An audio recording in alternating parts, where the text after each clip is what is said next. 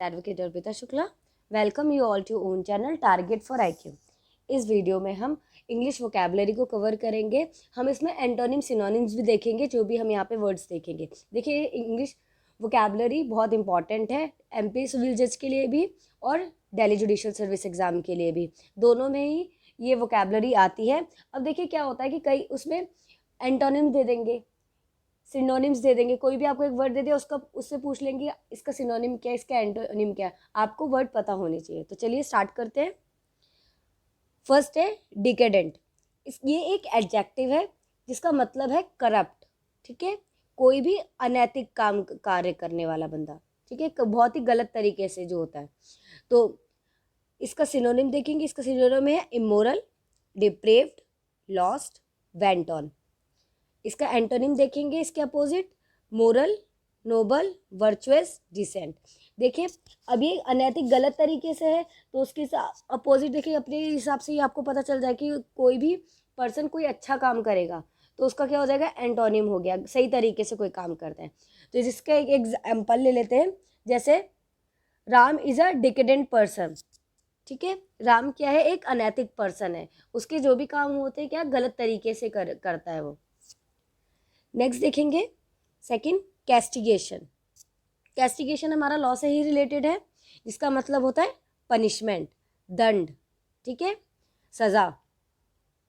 इसका सिनोनिम है चेस्टिसमेंट, retribution, scolding, penalty.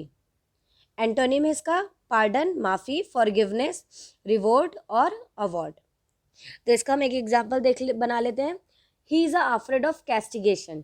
ठीक है, वो दंड से डरता है। थर्ड देखेंगे प्रिकॉशियस। ठीक है, प्रिकॉशियस, इसका मतलब है एक्सेप्शनली स्मार्ट, अत्यधिक बुद्धिमान। कोई कोई होता है ना, जैसे बहुत ही ज़्यादा बुद्धि, उसे कोई भी चीज़ एक बार में बोलो उसे एक बार में ही समझ में आ जाती है, उसको कहते हैं हम प्रिकॉशियस। ठीक है, इसका सिनोनिम है इंटेलिजेंट, एडवांस्ड और ब्राइट। एंटोनिम है इसका मोरोनिक, इम्बेसिल और स्टूपिड। अब हम एग्जाम्पल ले लेते हैं। जैसे his cousin is extremely precocious in his family. ठीक है, उसकी कज़न बहुत ही एक्सट्रीमली अत्यधिक बुद्धिमान है उसकी फैमिली में। ठीक है, his cousin is extremely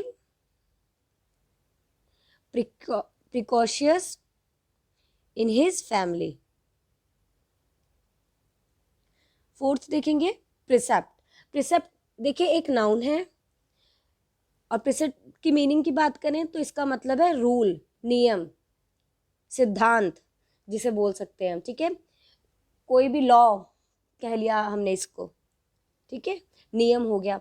synonym इसका है doctrine, axiom, principle, guidelines. Antonym इसका डिसबिलीफ, एम्बिग्विटी, डिसऑर्गेनाइजेशन। ठीक है, तो अगर हम इसका एग्जाम्पल लें तो जैसे practice is better than precept. Fifth देखेंगे डेलिनेट।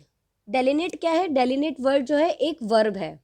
ये क्या है, एक वर्ब है, जिसका मतलब है डिस्क्राइब प्रिसाइजली, मतलब किसी भी चीज़ को बहुत ही अच्छी से तरीके से उसे समझाना, वर्णन करना।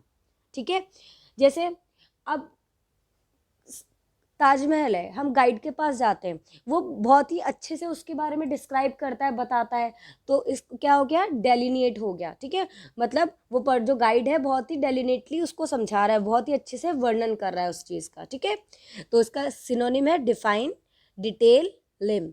एंटोनिम है इसका कंफ्यूज और डिस्टॉर्ट, कंफ्यूज और डिस्टॉर्ट। सिक्स देखेंगे डेलिटीरियस। क्या है, डेलिटीरियस, जिसका मतलब है डेट्रीमेंटल, और ये क्या है, ये एक एडजेक्टिव है। क्या है ये, एडजेक्टिव। और डिलीटीरियस की हिंदी मीनिंग हुई हानिकारक, नुकसानदेह। ठीक है, बहुत ही हार्मफुल कोई भी चीज़ जो होती है। तो सिनोनिम इसका है destructive, harmful, injurious, destroying.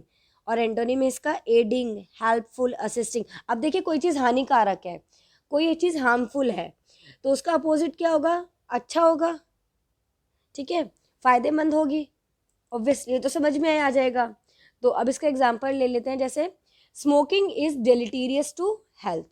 Smoking is deleterious to health, बोलते हैं ना smoking is injurious to health, तो उसकी जगह हम इंजीरियस की जगह, हानिकारक की जगह क्या लिख देंगे हम, smoking is deleterious to health. Next देखेंगे, प्लेसिड के बारे में देखेंगे।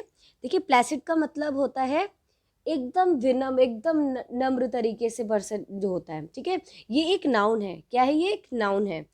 अब प्लेसिड का मतलब हुआ एकदम काम, एकदम शांत रहने वाला बंदा, एकदम नम्र रहने वाला, ठीक है।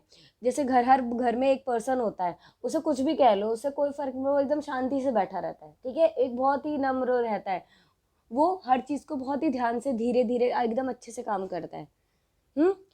और तो हम इस समझ में आ गया प्लेसिड का मतलब क्या होता है, बहुत ही नम्र, एकदम शांत रहने वाला, शांत रहना। सिनोनिम इसका होगा सेरेन, ट्रैंक्विल, जेंटल, पीसफुल। क्या होगा, सेरेन, ट्रैंक्विल, जेंटल और पीसफुल। और एंटोनिम इसका हो गया agitated, disturbed and clamorous. Agitated, disturbed और क्लैमोरस, ये हमारे वो क्या हो गया, इसके प्लेसिड के एंटोनिम हो गए।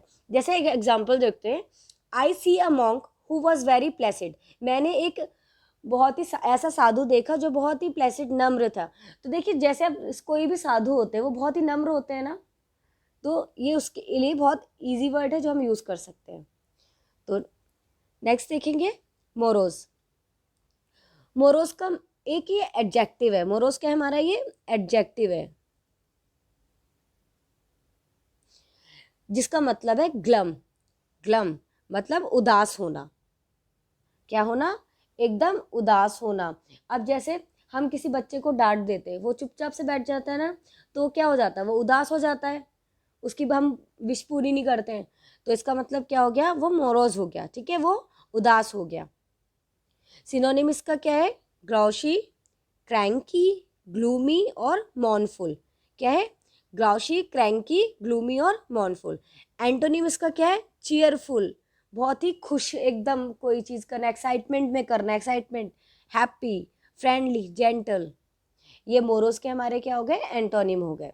9th है डिफिडेंट। देखिए डिफिडेंट बहुत इंपॉर्टेंट है, एग्जाम में आ चुका है, और ये एक एडजेक्टिव है। क्या है ये, एडजेक्टिव।